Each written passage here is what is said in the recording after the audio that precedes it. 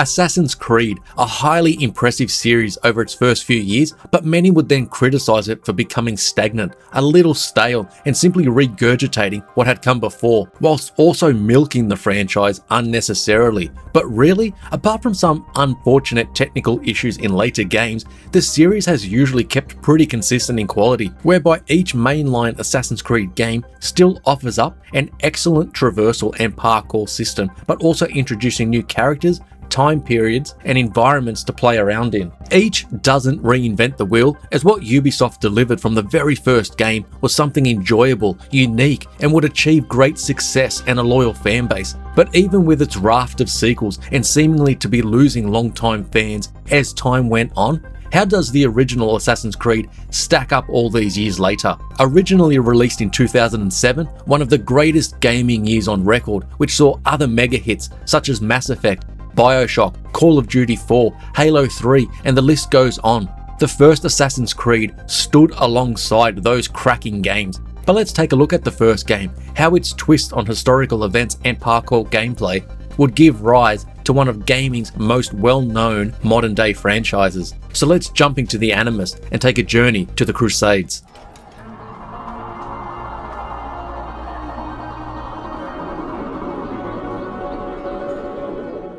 Now, one area in which the original Assassin's Creed can still impress is that of its story and setting, and just the lore related to its historical aspects, but also the inclusion of its sci-fi twist which the game has. The latter being disliked by many, especially as the series went on, but we'll start with the story itself. Players primarily take control of Altair, part of the Assassin Brotherhood. He is stripped of his honor after a failed attempt against the Knights Templar to retrieve an artifact known as the Piece of Eden. Set during the time of the Crusades, players need to assassinate a number of targets in order to find out more about this artifact, what its purpose is, and how the Templars fit into everything. Altair himself must have one of the best names in gaming, and his assassin robes really go a long way in making players feel like an assassin, as we traverse quite a large game world as we visit the cities of Jerusalem, Acre, and Damascus, plus the open countryside between each when we get to ride a horse as well. It still holds up today, and everything works together in order to kick off the world of Assassin's Creed. Then we get to the other main character that we play as, and that's Desmond Miles, and this is where the sci-fi part of the Assassin's Creed franchise gets going. Our character is kidnapped by the Abstergo Corporation and forced to partake in experiments involving the Animus.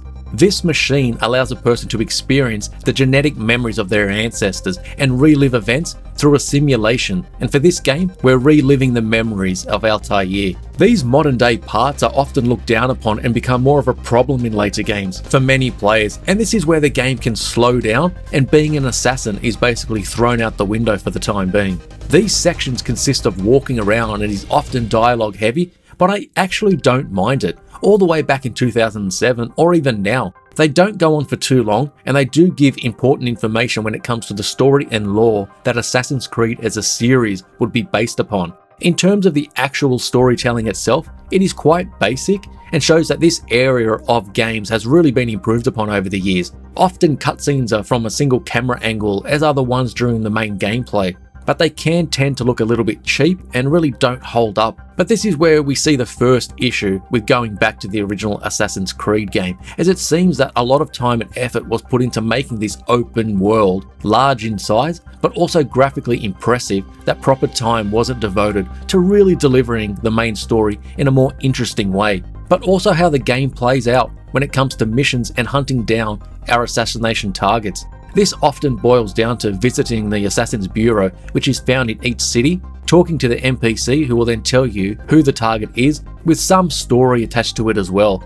From there, you carry out investigations, which is really nothing more than punching several informants repeatedly somewhere quiet until they give up and forfeit some information, and then you proceed to the assassination target. Quite basic, and really was an area which needed improving for the sequels, which did happen thankfully.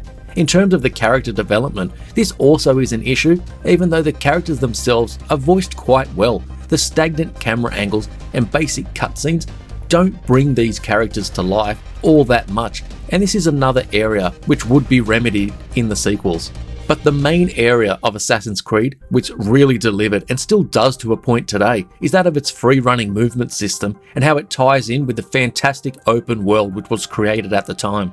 There had already been many open world games when Assassin's Creed hit the gaming scene, and although in recent years the series would move towards having gigantic open worlds which dwarf the earlier games, the success of an Assassin's Creed world isn't in how large it is, in my opinion. It's in striking a balance between openness and vastness and blending that with the verticality which the series is known for. Running across rooftops, climbing up the sides of buildings, and making your way up high to viewpoints in order to reveal more of the map is still a great feeling, even though we have literally done it hundreds of times since 2007. Getting to see the camera pan and turn as it gave us a look at this huge city sprawled out beneath us, only to then dive off into a haystack down below. Going back to the game recently, it's still very impressive to see how densely populated the game world is, with dozens upon dozens of NPCs walking around, sitting and chatting all around us, and it really brings the game world to life. I've mentioned in one or two of my other reviews that one of the main areas I can't stand in open world games is when you have large cities with populations that you could count in the dozens. It isn't realistic to have such large populated places with shops and everything else, but the city seems to only have a tiny population, like the inhabitants built everything and then simply left. Assassin's Creed made sure all those years ago that the cities and even the countryside were populated and felt like a city, and it holds up today. Running or riding a horse through the countryside had me surprised by just how many people you would come across by simply moving through the environment.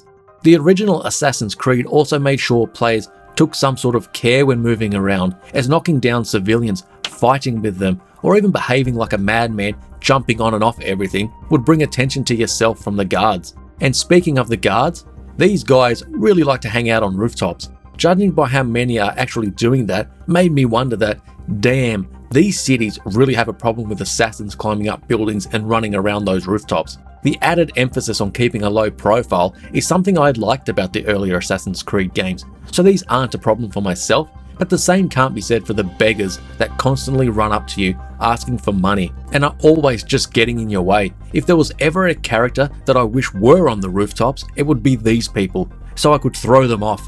I lost count of the amount of times they got in my way, or I bowled them over and alerted the guards. These situations were annoying many years ago, and they still are today. Another area which gets refined, added to, or even dialed back is that of the combat over the course of the series. Combat in Assassin's Creed may give players a challenge when compared to the other games, with the window for counter-attacking or deflecting being greatly reduced. Repeatedly hitting the attack button will eventually break the guard of an enemy, but this will become almost worthless when players are faced with multiple enemies at once. So learning and practicing the different moves, including combos in the provided training area, is highly recommended.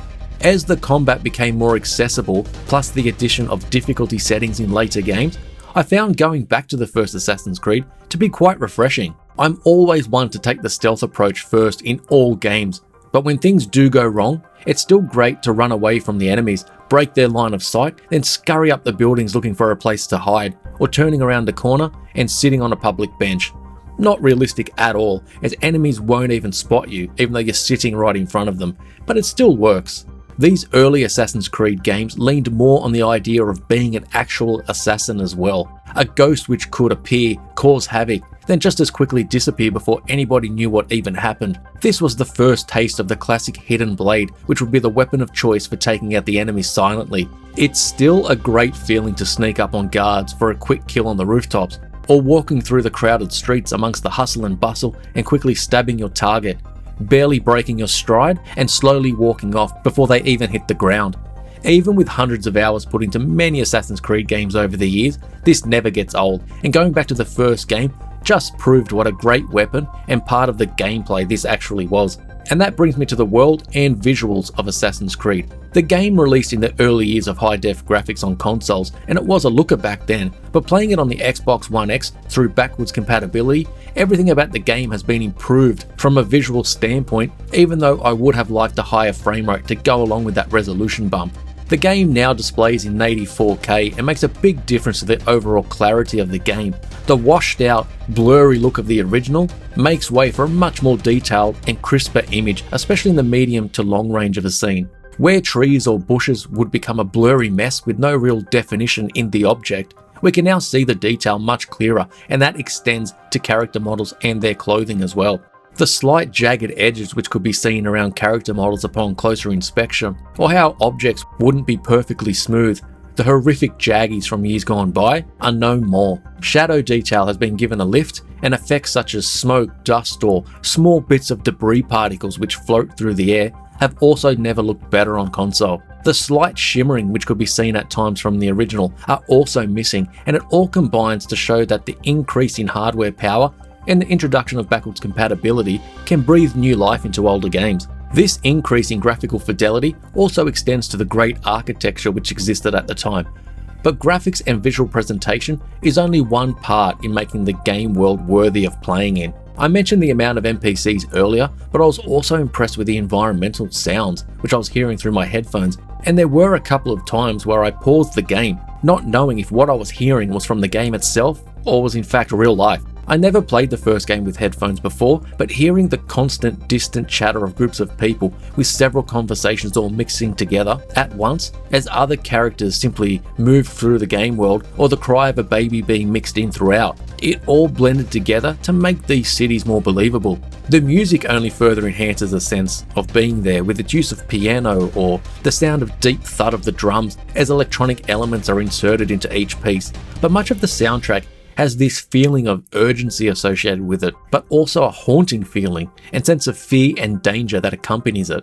It wasn't really until I detached myself from the game and just listened to the soundtrack on its own where it brought back the memories of the cities and the gameplay, but could also focus on the more subtle stringed instruments or flute which could be heard as well. It just works so well and fits in with this historical time period and the battle between the Assassin Brotherhood and Templars.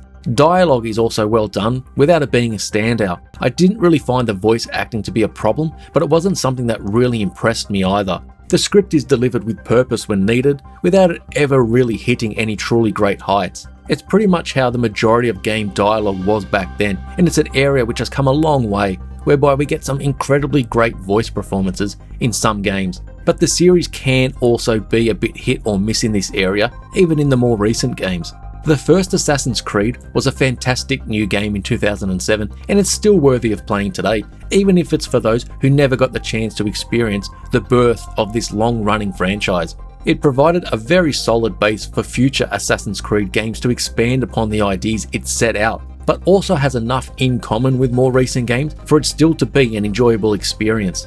The cities themselves are well realised, combat is fun, if not overly complex and deep. The story itself and the struggle between the Assassins and Templars is well paced, and I do actually enjoy the modern day segments with the Animus, Abstergo and Desmond.